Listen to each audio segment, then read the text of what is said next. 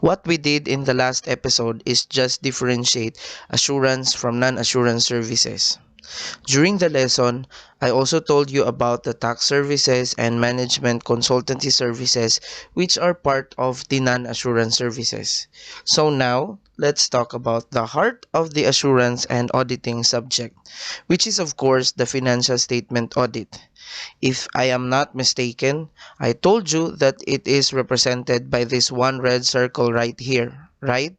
So what is the financial statement audit?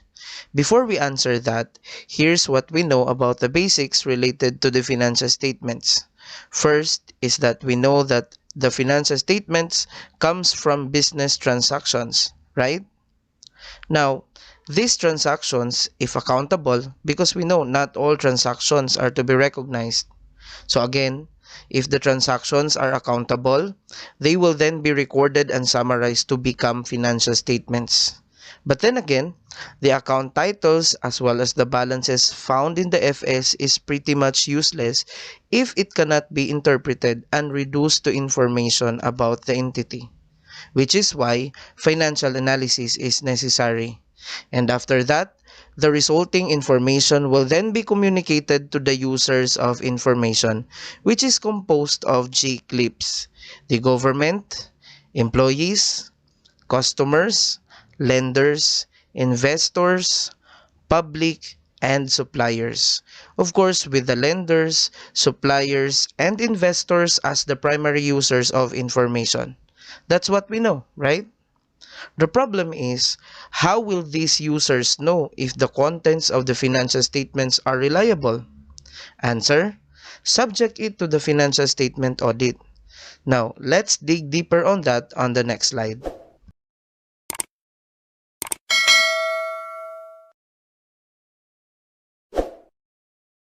To elaborate, you need to know that in the financial statement audit engagement, there are three parties involved. Number one are the management people, who are the ones primarily responsible for the preparation of the financial statements. And if there are misstatements, whether due to fraud or error, they are the ones who will answer to the users. Of course, the second party are the users of FS information, who will be basing their decisions and course of actions from the said FS information. However, before the FS is forwarded to them, it will be first given to the financial statement auditor for auditing. Now, let's talk about the role of the financial statement auditor. So if the management is the ones preparing the financial statements, the FS auditor, in layman's terms or in simple terms, is the one who will assess if the financial statements are correct.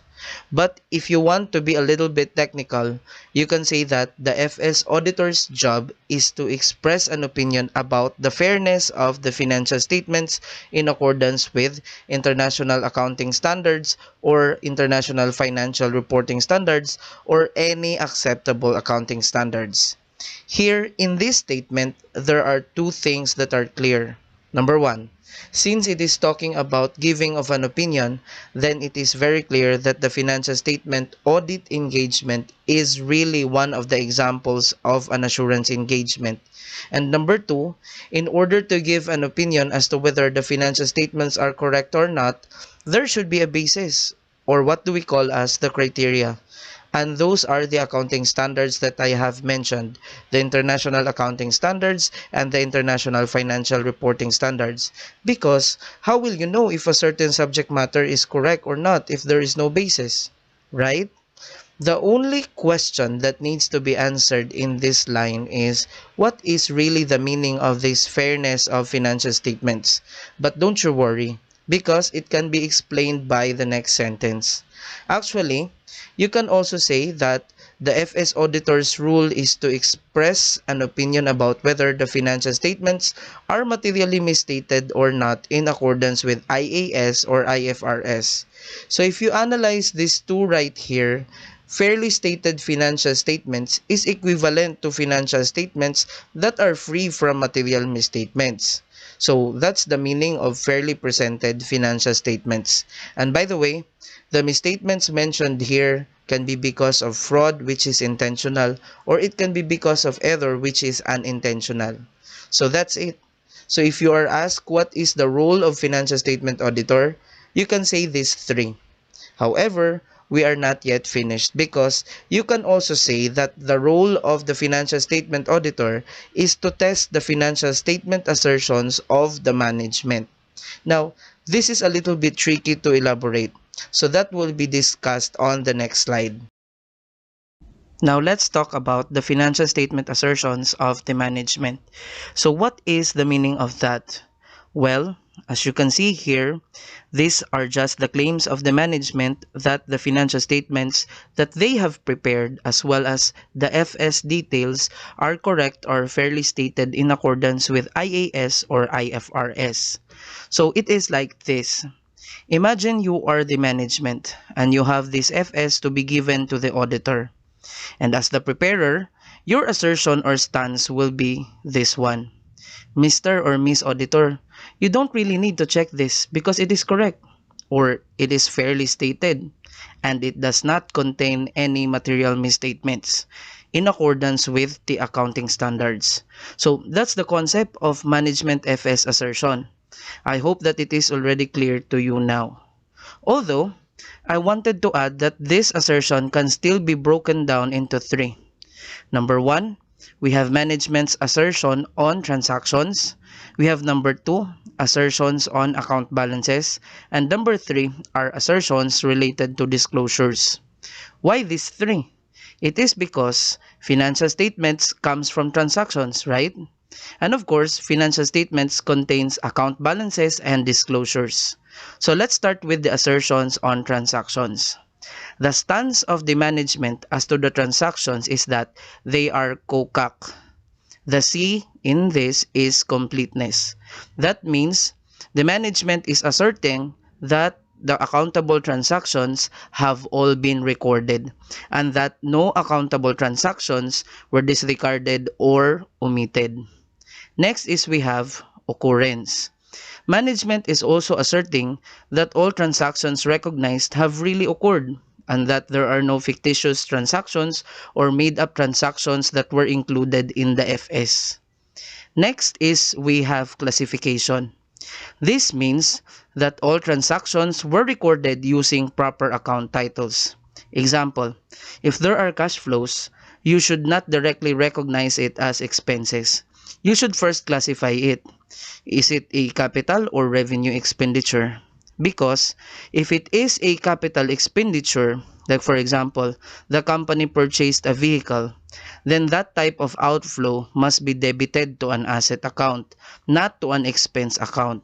So classification basically means that the transaction was properly recorded with the correct debit or credits of assets or liabilities or equity or income or expense accounts. Next is we have accuracy. Of course, this is just an assertion where the management will say that they have recorded the accountable transactions with accuracy. So, there is no need to elaborate this one because it is self-explanatory. And lastly, we have the cut-off assertion, where the management stands that the transactions are recorded in the proper period and that there are no transactions of the past year or the next year that were recorded in this current year. Of course, transactions pertaining to this year's also should not also be recognized in the previous year or the next year. This is always an issue, especially if we are talking about the months January and December. Example, a company received goods in 20x1 or last year. However, the company paid for the goods only in January 20x2 or this year. So as a result, the purchase was only recorded in January 20x2 or this year. So that is a clear violation of cut-off assertion of the management because such purchase should have been recognized in the past year. So that's the concept of cut-off assertion. Again, this assertion is just a management assertion that the transactions are recorded in the proper period. As to account balances in the financial statements, the management stance is serve. C is for completeness. This means that the account balances presented is not lacking. For example, if the cash balance presented in the financial statements is 2 million, then that balance is complete according to the management. Next is E, which stands for existence and which is the opposite for completeness assertion, because this is an assertion that the account balances are not overstated. So again, if the balance of cash is 2 million in the FS, then the management asserts that that balance really exists and they are willing to prove it if ever. So that's the existence assertion of the management. Next is we have rights and obligations assertion, which basically means that the assets and liabilities presented in the FS are of the company and not someone else's. So meaning there are no assets or liabilities of other persons or other companies which are included in the financial statements of the company. And lastly, we have the management assertion, valuation, and allocation, which simply means that the management believes that the account balances are properly valued.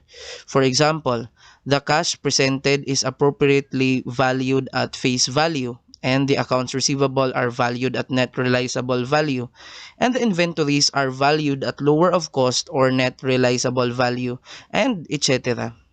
So in here, management is also asserting that the account balances are properly allocated. So what is the meaning of that?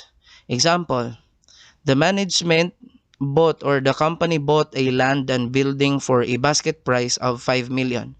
We all know that the price should be properly allocated to two items, right? Because one of them are depreciable and the other one is non-depreciable. So management will be stating here that they did properly allocate that price to the two items. Now, if it is still not clear, we have example number 2. So, if a company manufactures inventories to be sold, the cost for those shall be allocated to cost of sales account in the income statement for the item sold already. But the cost of the unsold will still be recognized as assets in the balance sheet. You know that, right? So in this particular example, it's as if the management is saying that they have done the allocations of the inventory cost to the assets for the unsold items and to cost of sales in the income statement for the sold inventories properly. So that's it for valuation and allocation. Now we go to the assertions of the management as to disclosures in the financial statements. But first, you need to know that there are actually three major information that will be presented in the disclosures of the financial statements. Number one is the general information of the company, which the financial statements pertains to, as well as the accounting policies adopted by the company. Second is the specification or elaboration or composition of the account balances found in the balance sheet, changes in equity, income, and cash flow statements. Example, if the company has a cash balance of 5 million, the disclosures should show how much is in each of the bank accounts of the company, assuming that the company owns a lot of bank accounts. How much is the cash on hand, and how much is the petty cash fund.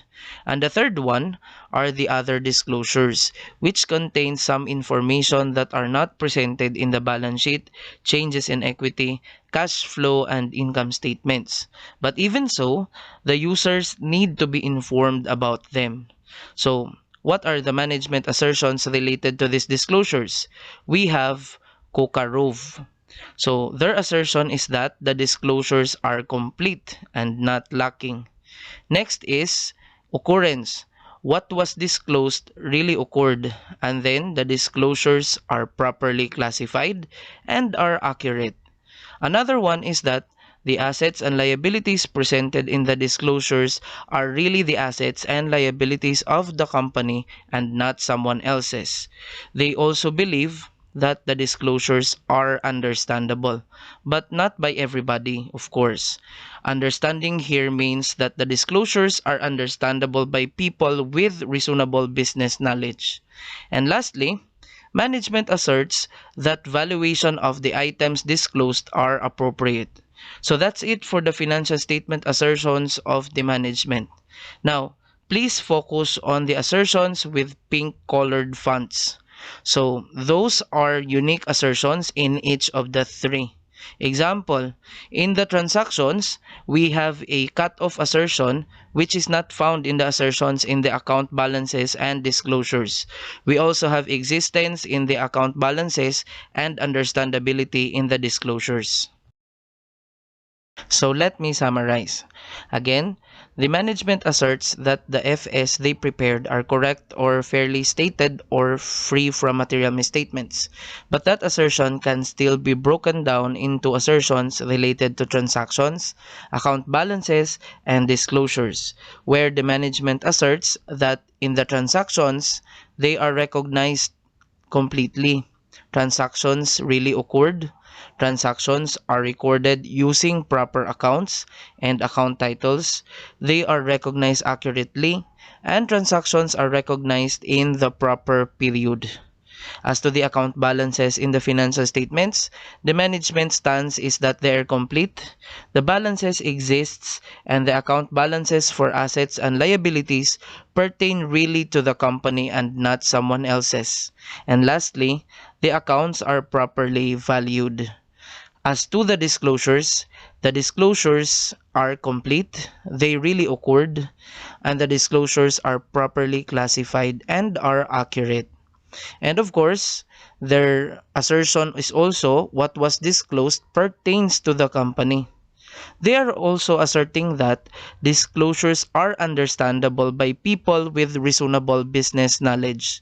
And lastly, the items disclosed are properly valued. And that's it. One last thing before we end this video. I want you to remember that these assertions of the management becomes your objective if you are the financial statement auditor. Now, in the next episode, we will answer the question, how do the FS auditors test the assertions? So, thank you for watching and see you on the next episode.